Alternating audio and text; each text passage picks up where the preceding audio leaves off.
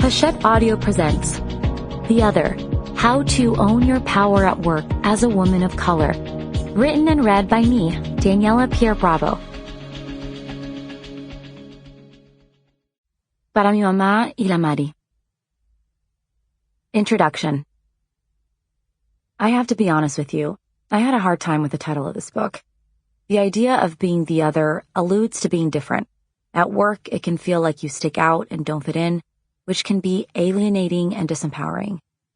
But for the same reason you probably decided to pick up this book, I chose to keep the title. I've both felt like the other and been identified as one, whether consciously or not, due to being an undocumented, first-generation immigrant Latina. Being othered suggests that you don't belong. You don't fit in. It's a duality that many women of color, immigrants, and children of immigrants have to navigate our entire lives. And many of us have spent a long time and lots of unnecessary energy going along with implicit rules about identity to fit into a white world, hiding our differences in order to be accepted in both our personal lives and our careers.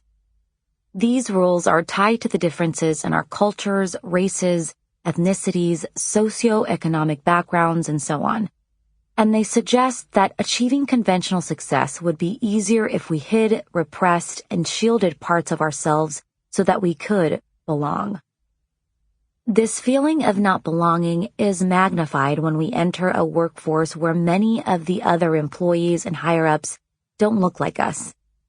While representation of women has improved in the overall corporate landscape, a McKinsey Women in the Workplace 2021 study highlights that women of color navigating their careers from entry level to the C-suite drop off by more than 75% and account for only 4% of C-suite leaders.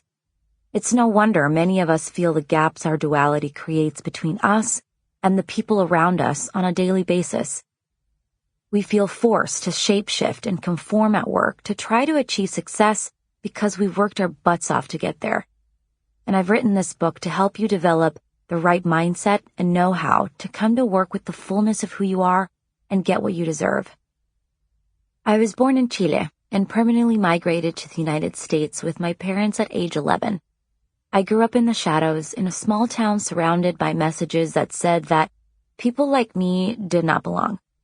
As an immigrant and the oldest of 5 siblings, with parents who struggled despite working 2 to 3 jobs each, I saw assimilation and blending in as my best shot of achieving the bright and shiny American dream. The rules I created for myself. Sample complete. Ready to continue?